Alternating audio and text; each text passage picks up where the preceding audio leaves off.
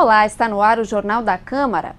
Em uma entrevista coletiva na manhã desta quarta-feira, a empresa pública de transporte e circulação anunciou como vai funcionar o novo serviço de aluguel de bicicletas. O Jornal da Câmara conversou com representantes da EPTC e da empresa vencedora da licitação sobre o serviço que entra em funcionamento ainda neste mês. Confira a entrevista. Em parceria com a empresa Sertel, a EPTC vai oferecer o serviço de aluguel de bicicletas pelo valor de R$10 ao mês. Eu estou com o Antônio Vigna, que é o gerente de projetos especiais da EPTC e comandou esse processo. Antônio, quantas bicicletas inicialmente vão ser disponibilizadas? Bom, nesse primeiro momento são 5 estações com 40 bicicletas disponibilizadas. Até o ano que vem isso deve aumentar? Sim, até outubro, novembro e dezembro isso já começa a aumentar. Em abril de 2013 a gente deve estar com as 30 estações operando, as 250 bicicletas. Na coletiva de imprensa, a empresa vencedora da licitação apresentou a estrutura do Sistema Alternativo de Bicicletas Públicas e Compartilhadas. Até o final de 2013, Porto Alegre deve contar com 400 bicicletas em 40 estações. A Sertel Samba já implantou o serviço em cidades como Rio de Janeiro, São Paulo e Sorocaba. A gente está muito confiante justamente pela experiência que essa empresa já demonstrou. Rio de Janeiro, São Paulo e algumas outras cidades do Brasil estão nesse processo de implantação. Nesse aspecto a gente está bem tranquilo e confiante. É uma novidade em Porto Alegre. Como tu esperas que a população receba isso? Eu diria que é uma novidade ainda no mundo. Algumas cidades, Londres, Paris, já estão nesse processo mais adiantado. Uma novidade no Brasil. Acredito que Porto Alegre vai receber muito bem. No início a gente pode ter necessidade de alguns ajustes, mas acredito que em seguida vai ser bem acolhido pela população e acredito no sucesso desse processo. A mensalidade do serviço vai custar R$10. Não há limitação do número de viagens, mas a cada 1 hora deve haver um intervalo de 15 minutos e troca de bicicletas nas estações. O uso avulso do equipamento vai custar R$5 ao dia. A empresa aposta no diferencial tecnológico em que todo o serviço é disponibilizado e controlado pela internet. Você vai poder retirar uma bicicleta em 5 minutos, efetuar um cadastro, isso é feito online, em tempo real. Não necessita de qualquer tipo de assinatura ou comprometimento com o sistema. Você pode comprar um passe avulso sem qualquer tipo de cadastro. Isso é feito via app, portal de voz, web, internet, ou então você pode se comprometer, fidelizar com o sistema na compra ou na comercialização de um passe mensal. Tá bom? Não há nenhuma preocupação com a democratização do acesso a esse passe, visto que todo ele é feito online? A nossa experiência hoje é fenomenal. Só para ter uma ideia, Rio de Janeiro, São Paulo, Integra Bike, tudo feito online, claro. E em termos de democratização, no Rio de Janeiro, temos hoje uma experiência operacional numa área, na Zona Norte, uma área carenciada, Parque do Madureira. Implantámos lá 30 bicicletas, 3 estações, e temos hoje, em pouco mais de 3 meses de operação, um uso exponencial de cadastros, um uso exponencial de viagens, sendo que a dúvida era precisamente essa. Espera aí, será que as pessoas têm celular? Será que têm cartão de crédito? A implantação do serviço de aluguel de bicicletas não vai demandar nenhum investimento público. Não tem investimento público nesse serviço. Tem a nossa parceria, e essa é uma parceria porque a gente também se beneficia do modelo de gestão que essa empresa utiliza. Das 5 empresas, a Sertel é a que conseguiu se credenciar em todos os critérios que nós julgamos. Quais exatamente foram os critérios? Olha, a gente tinha, por exemplo, critérios que a prefeitura não tenha nenhuma despesa com esse tipo de implantação. Por exemplo, principalmente na questão da estação, e aí assim, colocar a estação e a empresa ser responsável por todos os custos dessa implantação. Nada deveria ser repassado à prefeitura. A inauguração do serviço está prevista para 22 de setembro, no Dia Mundial Sem Carro. O cadastro para o aluguel vai estar disponível desde o dia 20 no site movesamba.com/bikepoa. O centro histórico da cidade vai receber as primeiras estações de bicicletas. Para o projeto de inauguração, no dia 22 de setembro, identificámos 5 locais que visam precisamente o core, a metodologia do projeto, ou seja, integração com o transporte público, a possibilidade da utilização da bicicleta como transporte, ideal para a primeira milha, o dilema da primeira milha, da última milha, e, portanto, perto de equipamentos culturais, integrada com uma rede cicloviária que já existe, ou seja, Praça da Alfândega, Mercado Municipal, Casa da Cultura Mário Quintana, gasómetro e câmaras de vereadores. As estações elas vão sendo implantadas próximas umas às outras, um espaço, uma distância mínima de 350 metros, ao redor de 900 metros o máximo. A ideia é implantar perto de terminais de ônibus, porque ele tem esse caráter de complementação da mobilidade, e perto de universidades, shopping centers e qualquer outro ponto de aglomeração importante. É um sinal também de cada vez mais investimento, como a gente já vê aqui em Porto Alegre, em ciclovias. Mas mesmo assim a gente ainda não está nem com o segundo trecho da ciclovia da Ipiranga pronto, e ainda temos a previsão de uma ciclofaixa para José do Patrocínio, que também ainda não está bem encaminhado. Como é que tu esperas que as pessoas que vão utilizar esse novo serviço circulem pela cidade? A gente está começando com muita cautela na área central, a área central ligando especificamente o Largo Glênio Pérez ligando até o gasômetro. Ali já tem um tráfego grande de pedestres, ou seja, a gente vai ter que trabalhar em cima dessa ideia de traffic calming, ou seja, convívio entre modais. Não é um local onde a gente está imaginando fazer essa ligação.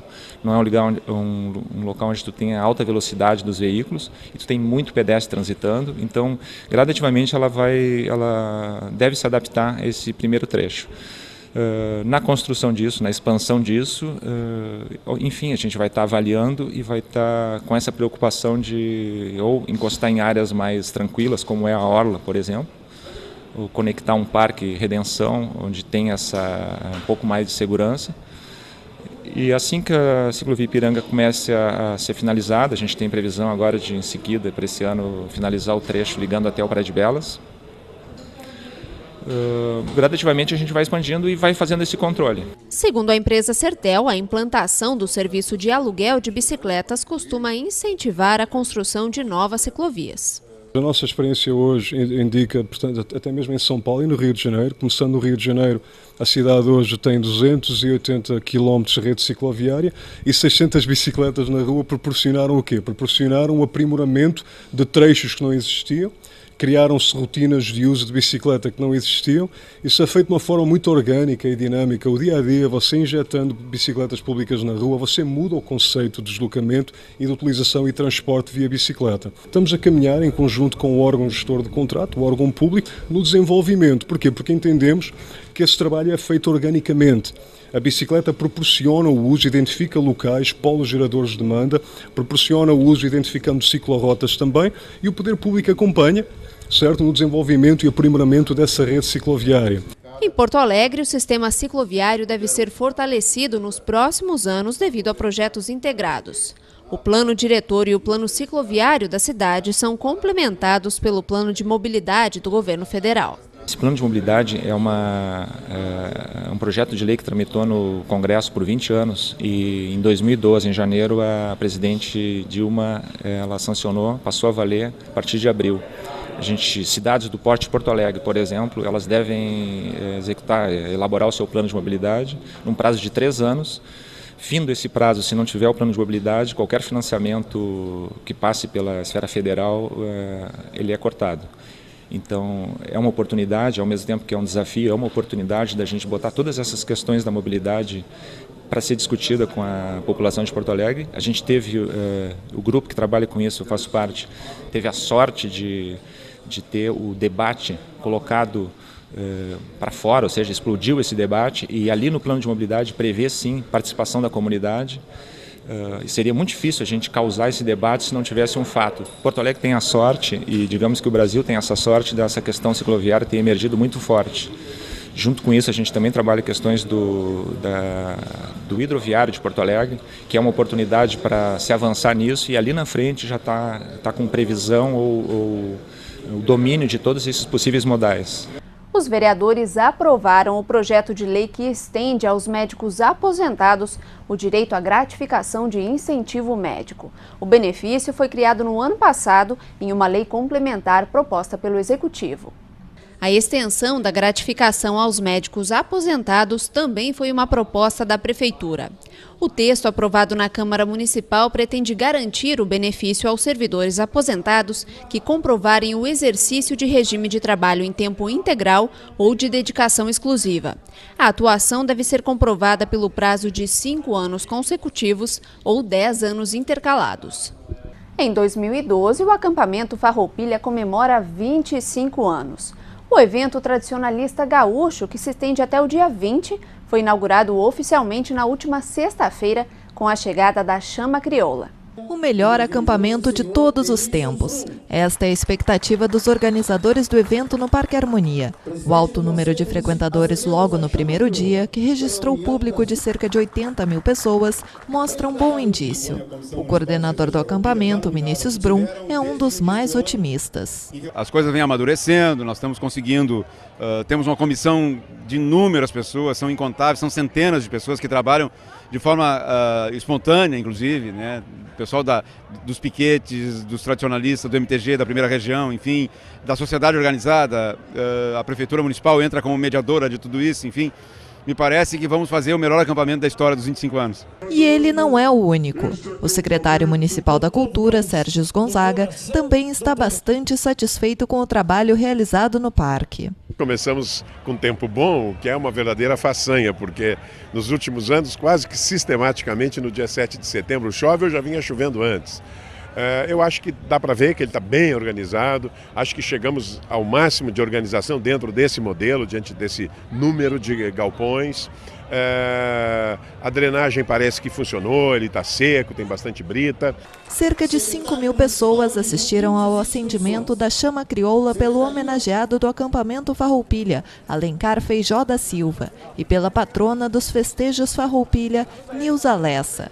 A Câmara Municipal marcou presença na cerimônia. É um grande momento de reviver a tradição gaúcha, de trazer a juventude, né, permitir que faça esse grande encontro, né, com a gauchada, e evidentemente que a Câmara Municipal está aqui prestigiando, né, e reconhecendo o avanço, né, na estrutura, na segurança, nos piquetes, garantindo um grande evento que possa permitir a vinda das famílias, a vinda da juventude, que possa fazer aqui um grande mês de grandes eventos e grande festa. Ao longo dos anos, a comissão organizadora busca aprimorar o evento, oferecendo mais estrutura aos participantes e maior conforto ao público. Uma das coisas mais sentidas, e para mim hoje eu tive confirmei uma expectativa que eu tinha, que era a relocalização da feira de artesanato, né, e transformar esse centro do parque numa praça, né, onde as pessoas pudessem circular com mais mobilidade, com mais conforto, com bancos para sentar, para tomar chimarrão, vão poder assistir todos os shows musicais, todas as apresentações artísticas,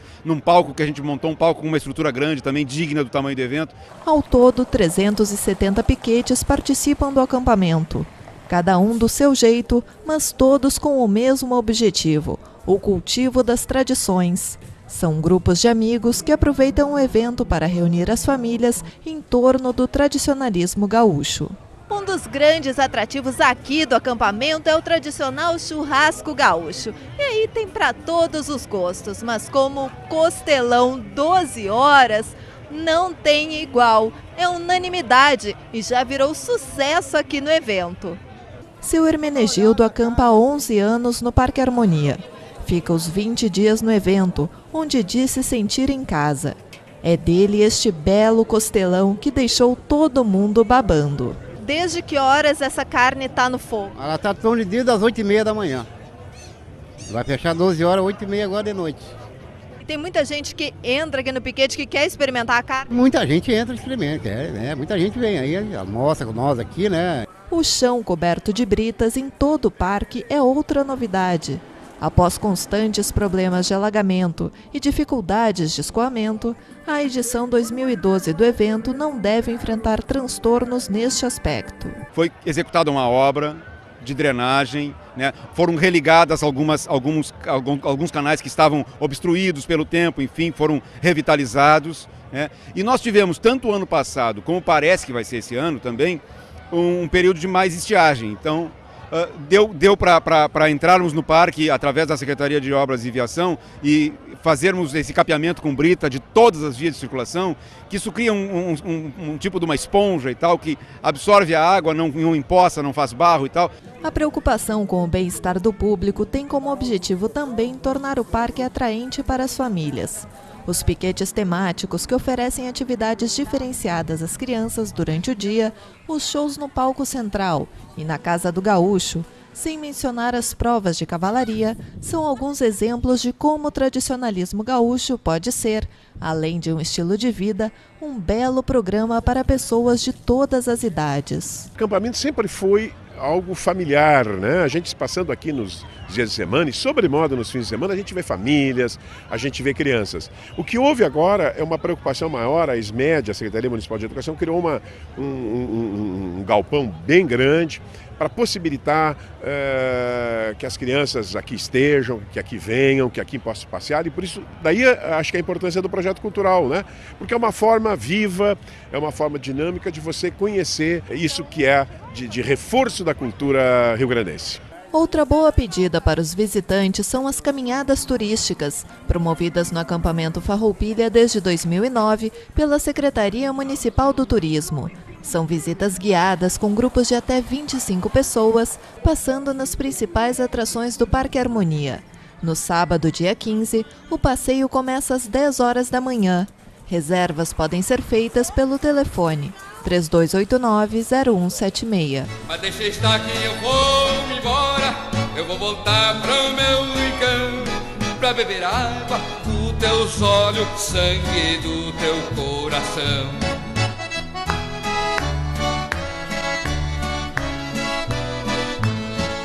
No início da semana foi realizado o ato de posse dos integrantes da Comissão Interna de Prevenção de Acidentes da Câmara Municipal. A solenidade aconteceu no Salão Nobre da Casa. Foram apresentados os membros da nova gestão da CIPA.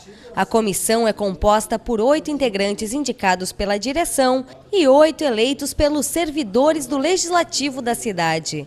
O ex-presidente da CIPA expôs algumas dificuldades do grupo. João Batista Fiorenza pediu que a direção da casa dê mais atenção às demandas encaminhadas pela comissão.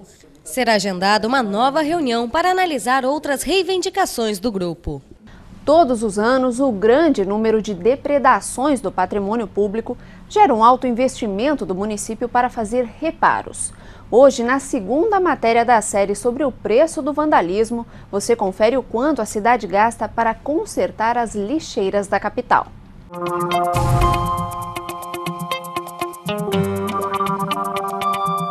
Em Porto Alegre, existem 8.000 lixeiras instaladas em calçadas ou paradas de ônibus. Devido a repetidos casos de depredação do equipamento, elas têm a vida útil reduzida. De acordo com o Departamento Municipal de Limpeza Urbana, são realizadas 200 ações de reparo em lixeiras por mês. Temos mau uso, as pessoas, vamos dizer, com pouca preocupação, batem com bicicletas, com carrinhos, e até alguns, vamos dizer, fazem algum dano de vandalismo mesmo. Então, a partir do momento em que quebra a tinta, que sai a pintura, elas acabam enferrujando. Isso é o que nos dá o maior prejuízo, e nós temos uma equipe permanentemente cuidando disso. Por ano, são gastos R$60 mil para o conserto e substituição das lixeiras. Os atos de vandalismo são mais comuns em áreas menos movimentadas da cidade. As lixeiras, assim como vamos dizer, alguns outros equipamentos, costumam ser mais danificados por vandalismo nas zonas de menor movimento, mais escuras, lugares mais distantes, mais ermos. Com o objetivo de reduzir os focos de lixo e automatizar o recolhimento, foram instalados 1.300 containers na capital. Um ano depois da instalação, 40 equipamentos foram depredados. Muitos foram queimados e precisaram ser substituídos. A maior parte foi tentativa de fogo. Agora, convém lembrar que o lixo só pega fogo se for lixo seco, que é o que não deveria estar lá dentro. Normalmente, os danos que são por fogo, já que eles são de metal, é difícil danificá-los de outra forma, são em zonas de vida noturna, onde as pessoas circulam mais frequentemente, onde tem bares. Os atos de vandalismo representam a falta de cuidado da população com a conservação da cidade. A ausência de lixeiras em boas condições acaba estimulando a prática de jogar lixo na rua. Para sensibilizar a comunidade, o DMLU realiza ações de conscientização através da assessoria comunitária. É importante a população ter conhecimento do prejuízo social causado pela depredação. Em primeiro lugar, o usuário deixa de contar com essa lixeira quando ela é retirada para conserto ou quando ela está danificada. Então, esse é o prejuízo da população. E depois o prejuízo de custo, mão de obra e material para que a gente retire, recomponha e acabe recolocando. Denúncias de atos de vandalismo podem ser feitas pelo telefone 156.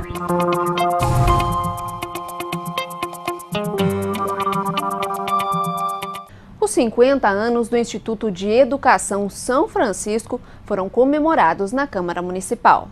A solenidade foi proposta pelo vereador João Carlos Nedel, do PP. O parlamentar destacou o papel da Igreja na educação brasileira desde o começo da história do país. O diretor da Escola São Francisco informou que a rede de ensino possui 2.460 alunos, dos quais 300 têm bolsas integrais e 200 meia bolsa. Segundo Vitor Luiz Heinrichen, há ainda 380 fichas de pessoas interessadas em matricular seus filhos nos colégios da rede. Os vereadores da capital também concederam o título de cidadão de Porto Alegre ao advogado e professor universitário Carlos Alberto Benck. O proponente da homenagem foi o vereador João Bosco Vaz, do PDT. Bosco lembrou dos tempos em que morava em Bagé e assistia ao Benck, apresentando jogo aberto na TV Difusora e narrando futebol. Natural de Santo Ângelo, Carlos Alberto Benck tem 64 anos. Em sua cidade natal, Benck foi um dos fundadores do jornal diário A Tribuna Regional, que circula na região missioneira desde 1967. Também trabalhou nas rádios Santo Ângelo e Progresso de Ijuí. Em Porto Alegre, Benck foi locutor comercial e de notícias substituto do correspondente Renner na Rádio Guaíba entre 1969 e 1973. Trabalhou ainda na TV Difusora, a atual Bandeirantes, e na TV Guaíba até 1981. O homenageado é formado em Direito pela PUC e mestre em Direito pela Unicinos. Como advogado, foi juiz de alçada, juiz do Tribunal Regional Eleitoral e chegou a ocupar o cargo de desembargador do Tribunal de Justiça do Estado Gaúcho até dezembro de 2003. O Jornal da Câmara termina aqui. Muito obrigada pela audiência e até a próxima edição.